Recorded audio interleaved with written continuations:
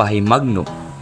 Ayaw kalimti ang paggamit sa PPE sama sa gloves, mask, hairnet o apron sa dili pasugdan ng proseso aron malikayan ang kontaminasyon. Andama ang mga sahog sama sa ahos, sili, luya o asukal.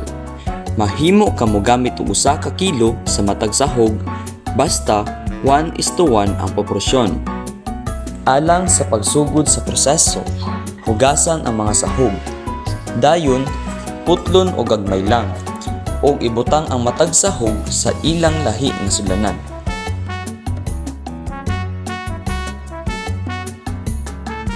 Butangi og asukal ang matag sahog. Ang gidaghanon sa asukal kinahanglan pareho sa gidaghanon sa matag sahog.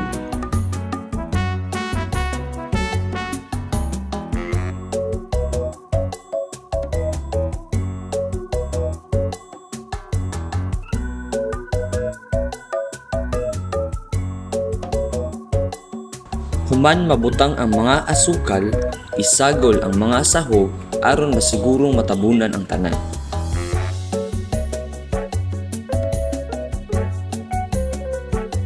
Pangita og limpyo nga sudlanan o fermentation jar aron ibutang ang mga sahog nga gisagol na sa asukal alang sa fermentation.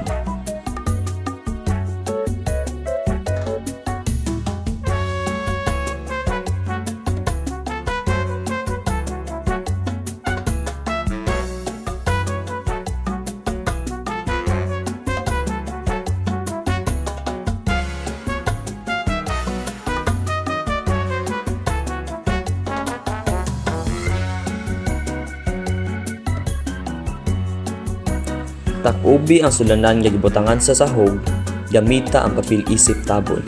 Ug ayaw kini paghugti aron makasulod gawas ang hangin. Pabuwag kini sulod sa 5 to 7 ka adlaw sa dapit nga landong.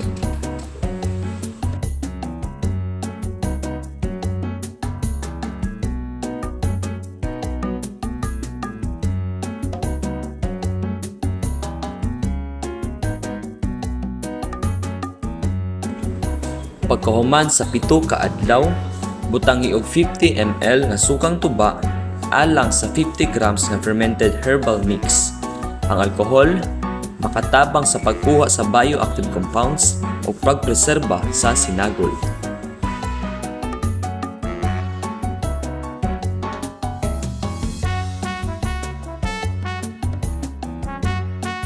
Pabuwagi ang sinagol aron magpadayon ang fermentation o extraction sulod sa napulo ngadto sa 14 ka adlaw sa dapit nga bugnaw o landong. Pag-ukay og hinay kausa sa 1 ka adlaw aron masigurado ang parehas nga extraction. Sala ang likido gamit ang limpyo nga panapton o pinong salaan. Ang likido nga gi-extract mao na inyong OHN. Ang nahibiling solido mahimong gamitom isip abono o isagol sa pagkaon sa mananap sa gagmayng gidaghanon. Tipigi ang OHN sa dark nga botilyang bildo layo sa init sa adlaw. Mahimo kining mulungtad og 1 ka tuig o labaw pa kung saktong pagkatag-og o gipabugnaw.